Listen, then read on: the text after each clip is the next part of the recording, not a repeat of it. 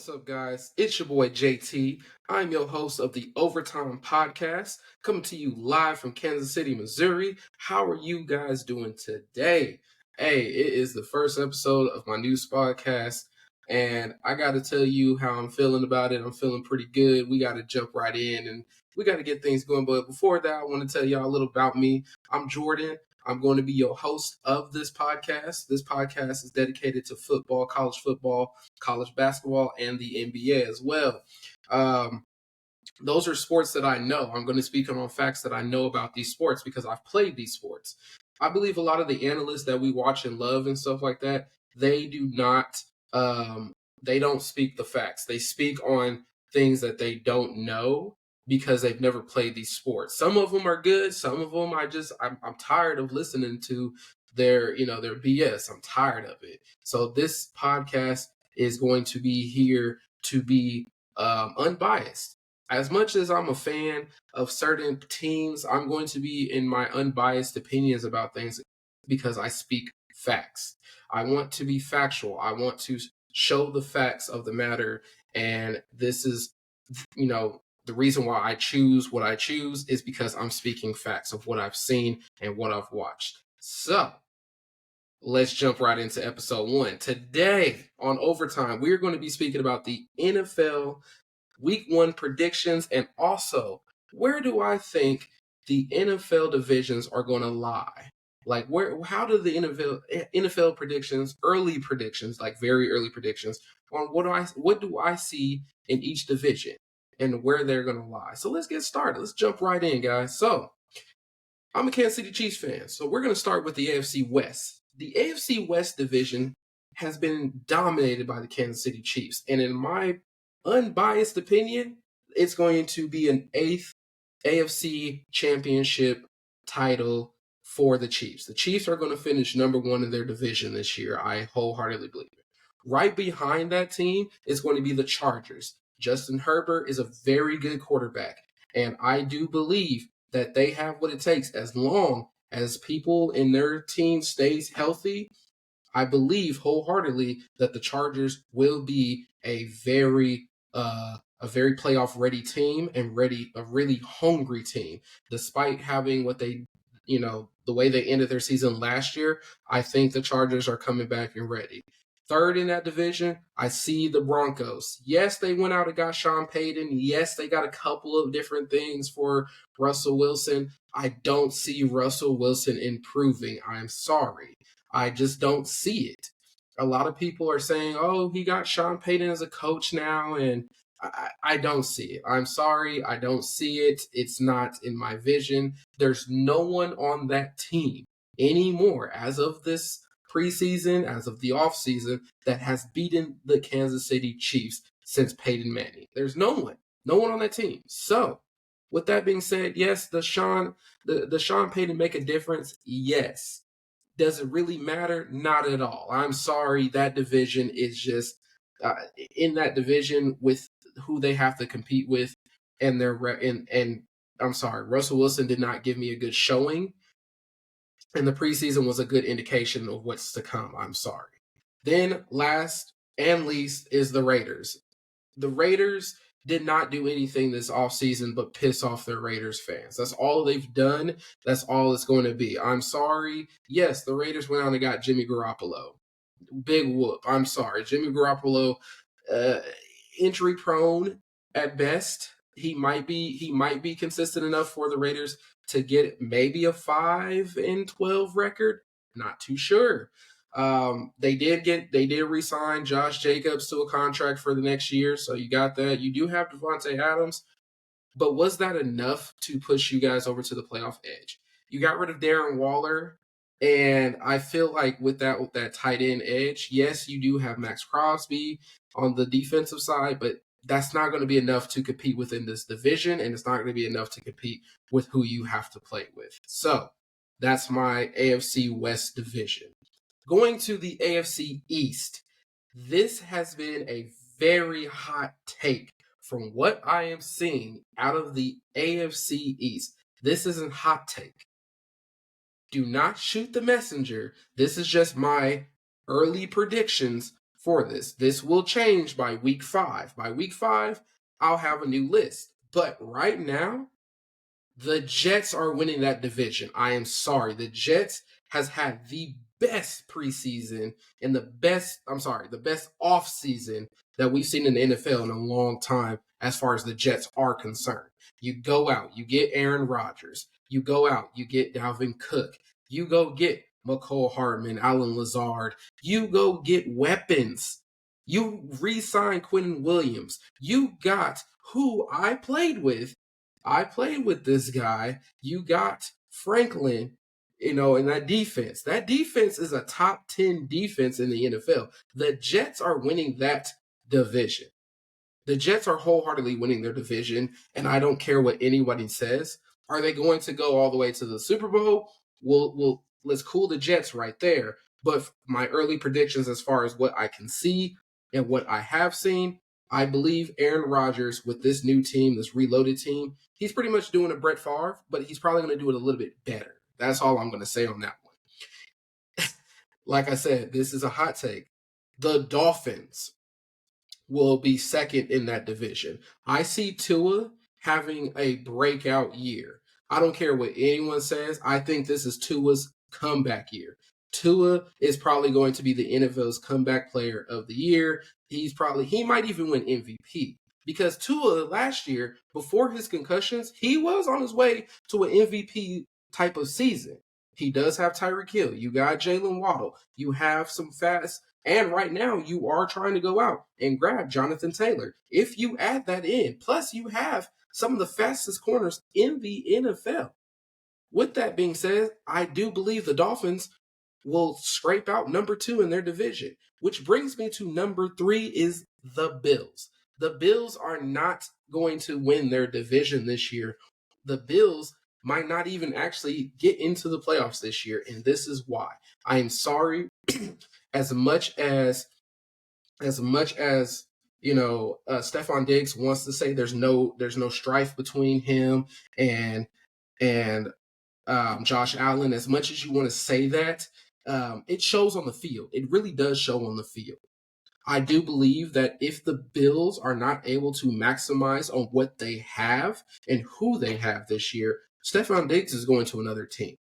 I wholeheartedly believe that Stephon Diggs will want to trade or he wants to be released and go to another team next year. I wholeheartedly believe that. Josh Allen is not as good as everyone says. I'm sorry. Yes, his numbers there, but if you look at the interception ratings to him, then if he throws picks like that this year, they're not going to do well, especially within their own division. Because remember, they have to play the Jets twice. They have to play the Dolphins twice. You have to play the Patriots twice. Now, the Patriots are last on this list. Yes, I do have the Patriots last on the list. But Bill Belichick, I can't count Bill Belichick out right. I can count him out now, but by week 5, we'll see what that different tone for me is for as far as Bill Belichick. Who knows? But I do know if the Bills drop at least one game to each of those teams, there's no way they're winning their division and there's no way they're getting into the playoffs. I guarantee it. So that is the AFC East for you guys. Let's go to the AFC South. Jaguars are winning that division. Wholeheartedly, Trevor Lawrence is that guy. Trevor Lawrence, he has a plethora of receivers. I do believe Calvin Ridley, despite all the legal shit he went through, I do believe Calvin Ridley is going to be a factor as far as what Trevor Lawrence is going to do. You have a really great young team there as far as the Jaguars. They showed that the Jaguars are ready to compete. The Jaguars is ready to do what a lot of teams aren't expecting them to do. And I wholeheartedly believe that if the Jaguars really play their hearts out and really puts everything on the line, the Jaguars might be hosting that Lombardi Trophy at the end of the year. I'm just saying that they look really good.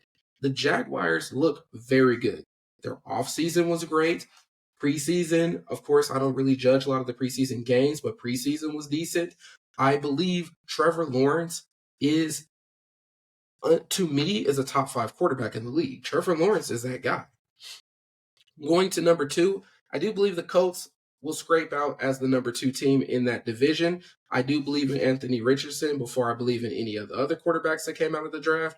I do believe that the Colts, with them shopping around Jonathan Taylor, does hurt them a little bit, but that's because of the simple fact of the matter is they're not trying to pay the man what he wants to be paid. I understand what everyone's trying to say. They're trying to say that the running back game is dying. I don't believe that it is, but whatever. Anyways, I do believe that the Colts do have a decent receiver core. They have a decent defense, and I do believe that the Colts will come out number 2 in that division, which leads me to the number 3 and the number 4 of that division, which is going to be the Titans and the Texans.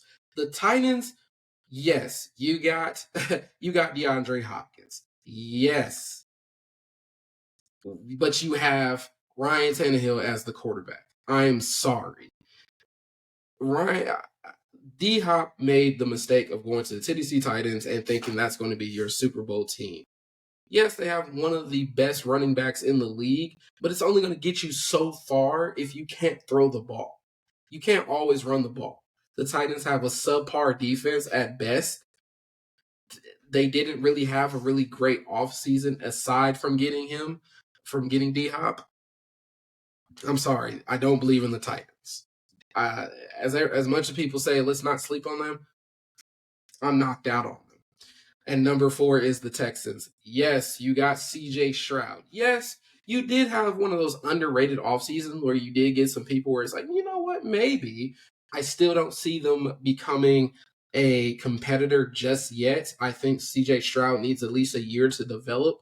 And I do believe wholeheartedly that once you get him to where he gets and actually get a couple more weapons over there in the Texans, then we could talk about potentially getting getting higher up in your division.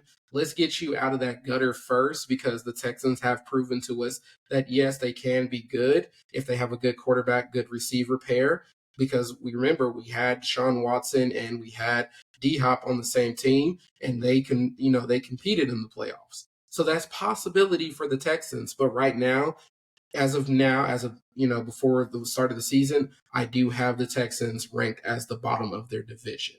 Going over to the AFC North, there has the speculation for if Burrow is going to start.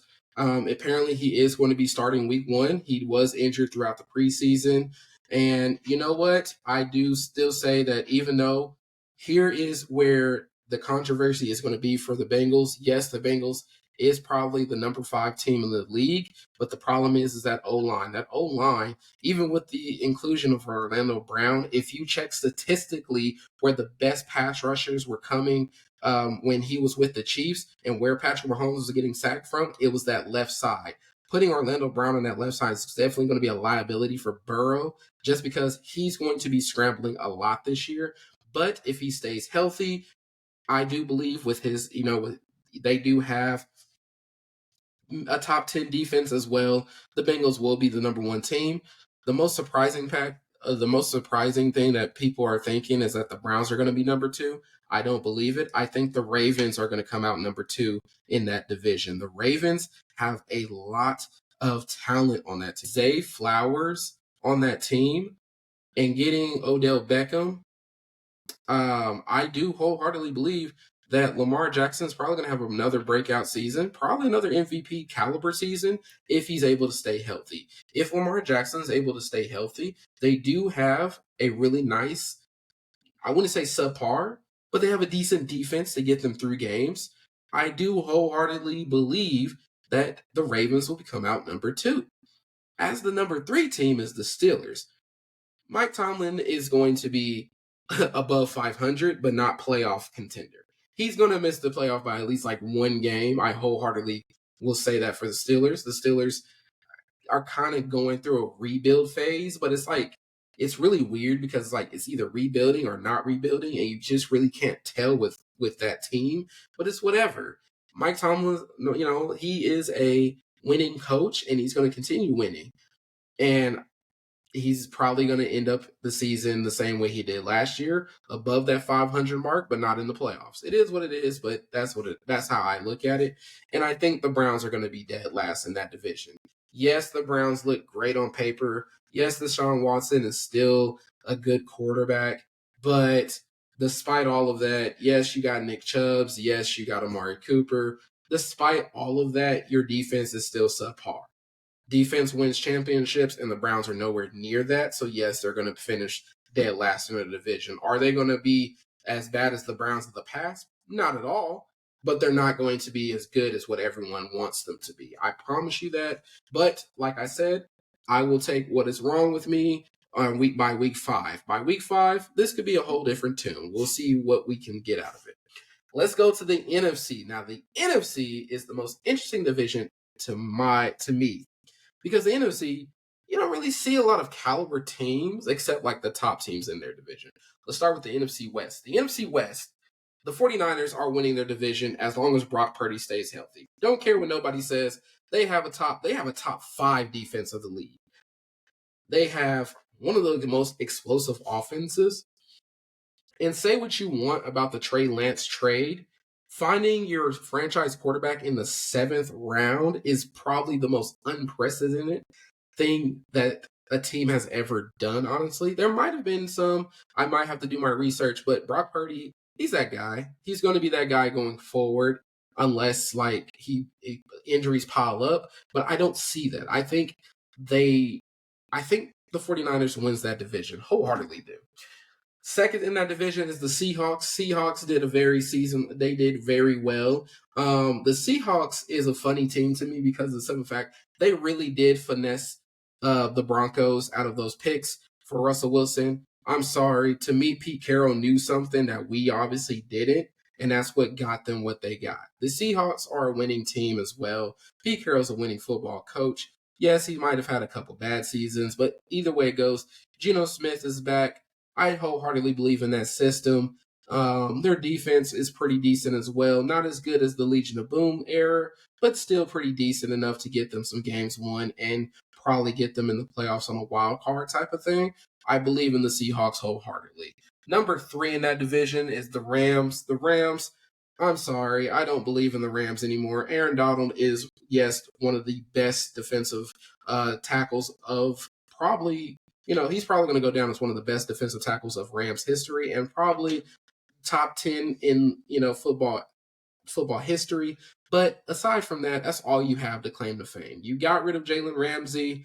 You still have Matthew Stafford. And Stafford, yes, he is a good quarterback. But the thing of it is, you don't have any weapons around him. You don't have a good running back. You don't have any good receivers. And that's what it's going to take to win. And I think the Rams are going into rebuild mode. Honestly, they gave up everything to win that last Super Bowl and call it good. But after that, this is what it is. The Rams are number 3 in that division. And it's probably going to be a couple years before we see the Rams rise back to greatness. Number 4, of course, in that division is the Cardinals. I don't need to really speak on the Cardinals that much. The Cardinals are just trash. I'm sorry. The Cardinals are getting rid of they're in rebuild. The Cardinals are pretty much where they was after the Kurt Warner years, rebuilding. You don't got a good receivers. I mean, you do got, Marquise Brown, but again, not good enough to where you can get out of there. You just dropped, the Cardinals are bombing this season. They really dropped Colt McCoy because and for Joshua Dobbs. And by doing so, you've indicated to the NFL that, yeah, you're tanking this season, so you could take probably the best quarterback out of the number 1, who's probably going to be that guy from USC. He's probably going to go number 1. Either way it goes, the Cardinals are tanking. There's no reason I need to really talk about them anymore. It's the Cardinals, they're probably are they're tanking the season. So I apologize, Cardinals fans. I have friends from Arizona, but you guys are tanking this season. Let's go on to the NFC East. The Eagles are winning that division. I've been seeing a lot of people saying that the Eagles are probably not going back to the Super Bowl. Out of the entire NFC, I only see the Eagles being in the Super Bowl and probably hosting the Lombardi Trophy at the end of the season because the Eagles are a very complete team. They have a top 3 defense in the league. They have arguably, to me, the number 2 quarterback in the league. They have some great receivers. And with that being said, The Eagles are them. The Eagles are very good. The Eagles got a team that is very dangerous, that can get outside, that can really, they can either have a very close game or a blowout game. There's no in between with the Eagles. And I do like what they have. Number two in that division is the Cowboys. Let's be real. Let's get it out the way now. Cowboys are eliminated first round of the playoffs. They're going to get to the playoffs. I don't believe in Dak anymore. They got rid of Zeke. I don't even know who the receivers are, and they have a subpar defense. It's the Cowboys we're talking about. Jerry Jones don't like to spend money. It is what it is. But honestly speaking, they're still going to be a playoff team just because Dak Prescott is still good enough to get them to that point. Other than that, first round elimination, most likely into there. Number three is probably going to be the Commanders. I like the Commanders team. You got Eric Bieniemy over there now. He's bringing the Chiefs culture. He's bringing the Andy Reid culture. A lot of the players didn't like that. Doesn't really matter. You got to get better.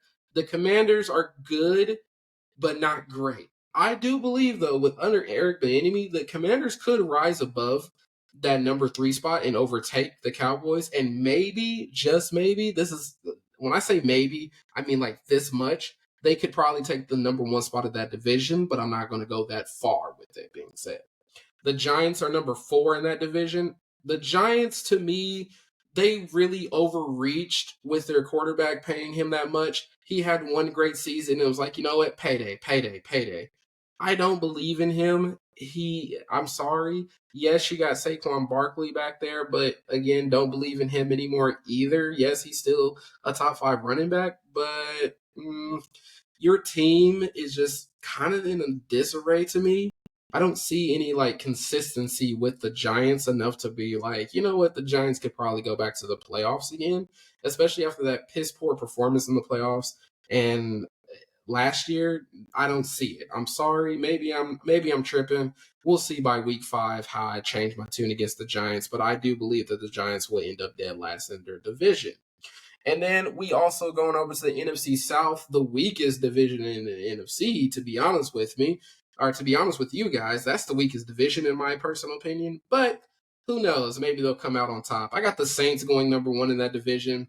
Derek Carr having a refresh. Derek Carr does have a lot of great things going for himself. I do believe Derek Carr was unfairly crucified at the Raiders. I don't think he was with the right coach. I will say for the Saints purposes, having Michael Thomas and having Alvin Kamara on that offense will really help him. Defense is still kind of iffy on there. That's where kind of like, that's what makes this division weak. The defenses are kind of like dropping like flies type of thing to me. But I do see the Saints having a decent season and probably winning their division. At number 2 for that division, we do have the Falcons. I do think the Falcons had a pretty decent offseason, but not enough to where I'm like, you know what, let's go Falcons. Don't see it really.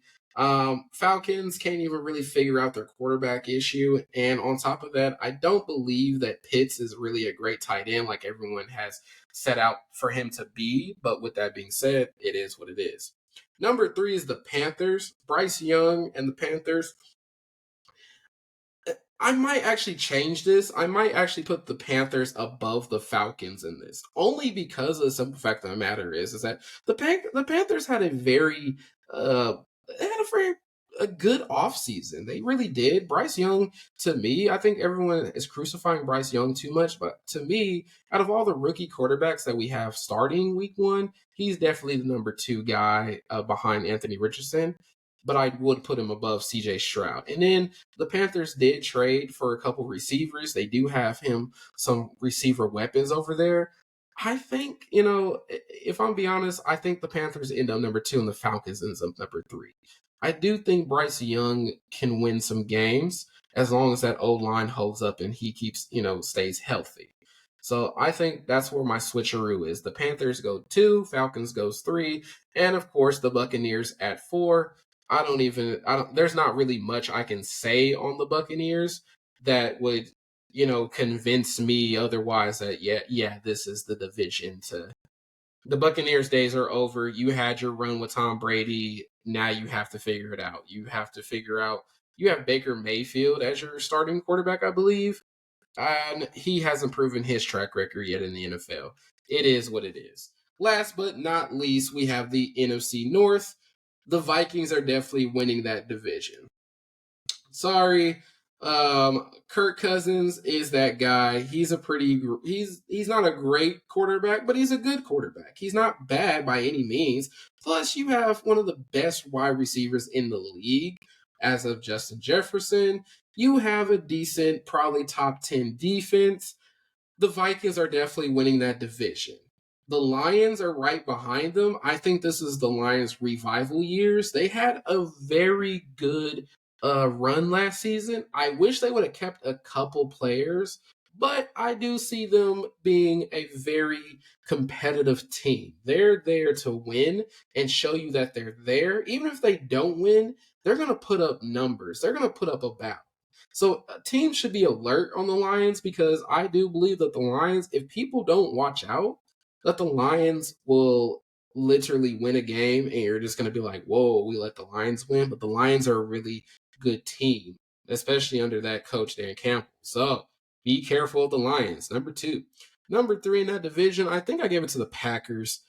Jordan Love doesn't really have anything. I mean, like I said, the Jets kind of gave up everything to go get Aaron Rodgers, but the Packers have Jordan Love under there. Don't get me wrong, Jordan Love is a good quarterback. I've seen him play a couple times, but not good enough to where, you don't have if you don't have the weapons for him, he's not going to be the quarterback, the messiah that you want him to be. He's not going to be your immediate response to Aaron Rodgers leaving, and that's what the Packers were hoping for. Don't see it. Not going to see it. It is what it is. But number 3 is where they're going to be at for now. And then last but not least is the Bears. The Bears, yes, they had a decent offseason as well, but not enough to where they made a splash. Justin Fields is still the quarterback behind. And I'm sorry, to me, Justin Fields is just behind the 8 ball on this. Maybe they get it together. Maybe not. I don't know. The Bears are, to me, they're a team that has the potential to be good. It's kind of up to them if they want to be good. That's where I'm at with the Bears. So maybe they turn around this season. We'll see by week 5, but by then it's kind of too late. I don't know. It is what it is. It's the Bears we're talking about here. So that's where we got to put them at right now. So that's my NFL early predictions where I see everyone ending up in their teams, in their divisions and everything, especially after the 53-man roster cuts today. Interesting cuts, interesting trades that's been going on. Get to see who's going to be on the practice squads for each team. So it's going to be a very interesting season, especially with a lot of different implications for different teams. And it's kind of like it's kind of like a shut up or put up type of thing for a couple of these quarterbacks out here. I say Deshaun Watson, was he worth the money? Dak, you already see that trade, how that trade went out. The Cowboys got Trey Lance. So, I mean, Dak has to perform this year or, Trey Lance is going to take over that job. To me, Matthew Stafford, I feel like that's a shut up or put up type of thing. Derek Carr, not really, but yes, it is. It's kind of seeing if Derek Carr was worth the trouble for, or to see if he could prove the Raiders wrong that he was that guy. And it's this is where we are with the NFL right now. We got to got to gauge where we are. Whether you think it's fake, whether you think it's real, I don't really care. I'm just speaking the facts on this thing. This is how I see it by a factual standpoint. So let's go into our week 1, our week 1 predictions. Week 1 predictions starts off with a Thursday night game with the Chiefs and the Lions. I got the Chiefs winning that game, landslide win. I do believe that the Chiefs will out the Lions even without Chris Jones in the game because apparently Chris Jones is going to be holding out. A lot of people think the Chiefs are still going to drop games without Chris Jones. Patrick Mahomes is 6-2 without Chris Jones. So it is what it is on that part. The Chiefs are definitely going to win that game. Then we got the Bengals and Browns. I got the Bengals taking that game, of course. It is what it is. I do, if Joe Burrow, especially if he starts, he has a plethora of receivers he can throw to as long as that offensive line does hold up. You got the Ravens and the Texans. I got the Ravens easily winning that one, maybe by a blowout, maybe by a landslide. Who knows? Maybe they'll make it interesting. I don't know. We got the Bucks and the Vikings. Of course, I got the Vikings winning. The Bucks don't really have a defense to kind of stop Justin Jefferson. I think Justin Jefferson goes for at least 150 yards in receiving that day. Panthers and Falcons. Of course, like I said, I got the Panthers. I think they're a more complete team than the Falcons, so I do see the Panthers taking that game. Then we got the Cardinals and Commanders. That shouldn't even be, that shouldn't even be like an ask on that one. I do got the Commanders winning. Then we got the Jaguars and the Colts. I got the Jaguars beating the Colts. Even though that, Anthony Richardson with his first game of the season, I still see the Jaguars taking that game. It is what it is. And then we have the 49ers and Steelers. I have the 49ers taking that game. No, I'm sorry, Mike Tomlin, but the 49ers has that game in the bag on that part. Then you got the Saints and the Titans. I have the Saints. I have Derek Carr winning. Sorry, it is what it is on that part. I think the Saints are a more complete defensive team than the Titans are, and I think that's going to be the deciding factor of that game. Raiders and Broncos. I definitely have the Broncos winning. They're a better team than the Raiders to me. Got the Eagles and the Patriots. Eagles, easy. That's an easy dub for the Eagles on that part. Rams and Seahawks. I have the Seahawks. This one was a little hard for me, the Dolphins and the Chargers, but I did give it to the Dolphins. I went ahead and gave it to the Dolphins just because of the simple fact of the matter is that their defense is what's going to stop Justin Herbert. That's how I'm looking at that. Then we have the Packers and the Bears. In this game, now, mind you, I did put the Packers above the Bears in their division, but for this first game, I do believe that the Bears does win. Just because Jordan Love is going to take time to find his footing within the team, and I think that within a full NFL game, I think the Bears would win this first game. The Cowboys and the Giants, I do have the Cowboys beating the Giants. Like I said, more defensive teams. You're stopping that quarterback. I believe that the Cowboys has that. Last but not least, for our Sunday night game is the Bills and the Jets. Or was that Monday night? One of those games. I don't know. But anyways, you got the Bills and the Jets, and I gave it to the Jets. I think the Jets defense puts a stop to Josh Allen's offense.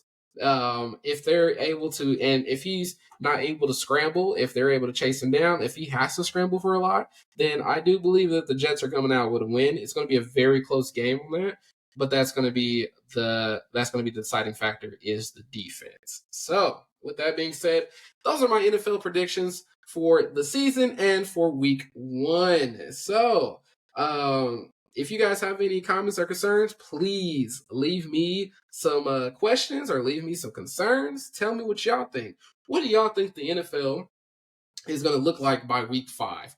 What team do you think is going to be above your division? Don't be favorites.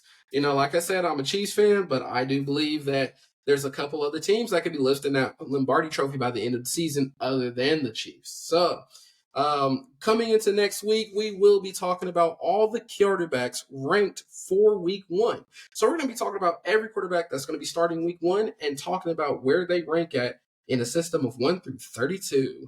Stay tuned.